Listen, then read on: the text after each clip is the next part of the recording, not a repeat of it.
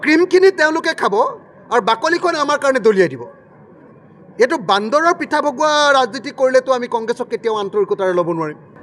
পঞ্চায়ত নিৰ্বাচন সম্পৰ্কে আমাৰ স্থিতিটো হ'ল যে যদি 2026 চনত বিজেপিক পৰাজিত কৰিব লাগে তেতিয়াহ'লে সকলো বিৰোধী দলে ঐক্যবদ্ধভাৱে পঞ্চায়ত নিৰ্বাচনটো খেলিব লাগে।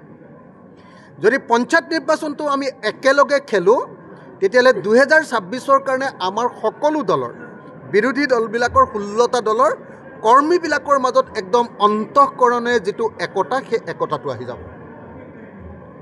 এইকেইদিন যে যিটো কাজিয়া হৈছে উপ নিৰ্বাচনক লৈ আমাৰ যিটো কাজিয়া হৈছে MP নিৰ্বাচনক লৈ CPM আৰু আমাৰ কাৰ্বি আংলঙৰ যিটো আঞ্চলিক দল সেই দুইটা দলৰ লগত কংগ্ৰেছৰ যিটো সংঘাত হৈছিলে সেই সংঘাতটো যদি দূৰ কৰিব লাগে আৰু আমাৰবিলাকৰ লগত যিবিলাক আঞ্চলিক দলবিলাকৰ লগত বামপন্থী দলবিলাকৰ লগত ৰাষ্ট্ৰীয় দল কংগ্ৰেছৰ যদি সঁচাকৈ সমিলমিল হ'ব লাগে একদম গ্ৰাছৰুটলৈকে তৃণমূল পৰ্যায়লৈকে তেতিয়াহ'লে আটাইতকৈ ডাঙৰ অস্ত্ৰটো হ'ল পঞ্চায়ত নিৰ্বাচনটো। এই নিৰ্বাচনটো আমি একেলগে খেলিব লাগিব।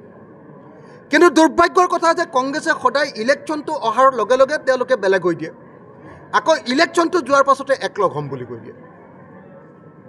আপোনালোকে নিজে দেখিছে উল্টাই আমাকে দুখ দিলে যে অখিল গগৈ যদি বেছি কথা কয় তেতিয়াহে বোলে হেৰি নহ'ব, অথচ আমি সকলোৱে জানো যে তেখেতসকলে আমাক একদম ৰাম কামোৰ দিয়ে।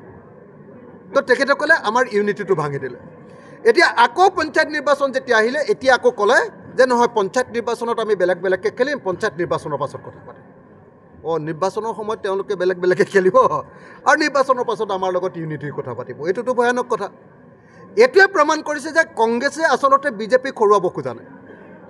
কংগ্ৰেছে মাত্ৰ তেওঁলোকৰ নিজৰ হেৰুৱা যিটো গণভিত্তি, তেওঁলোক যে হাৰিছে প্ৰত্যেকটো সমষ্টিতে তেওঁলোকৰ অৱস্থা ভাল কৰিবৰ কাৰণে তেওঁলোকে লাগি আছে আৰু অৱস্থা ভাল কৰিবৰ কাৰণে আমাক খটুৱাব খোজে আৰু আমাক কেতিয়াও আসন এৰি দিব বা স্পেচ বা খালী ঠাই এৰি দিব নোখোজে।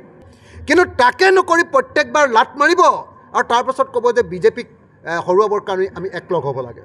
আৰু তেতিয়া অখিল গগৈহে একলগ নহয়, আঞ্চলিক দলবিলাকে একলগ নহয়, বামপন্থী দলবিলাকে একলগ নহয় বুলি কংগ্ৰেছে অপপ্ৰচাৰ চলায়।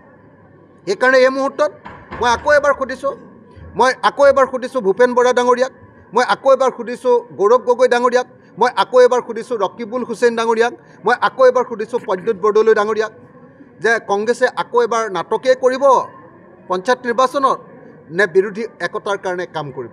পঞ্চায়ত নিৰ্বাচনত একলগ হ'ব নে নহ'ব এই প্ৰশ্নটোৰ জবাব লাগে। ক্ৰীমখিনি তেওঁলোকে খাব আৰু বাকলিখন আমাৰ কাৰণে দলিয়াই দিব। এইটো বান্দৰৰ পিঠা ভগোৱা ৰাজনীতি কৰিলেতো আমি কংগ্ৰেছক কেতিয়াও আন্তৰিকতাৰে ল'ব নোৱাৰিম।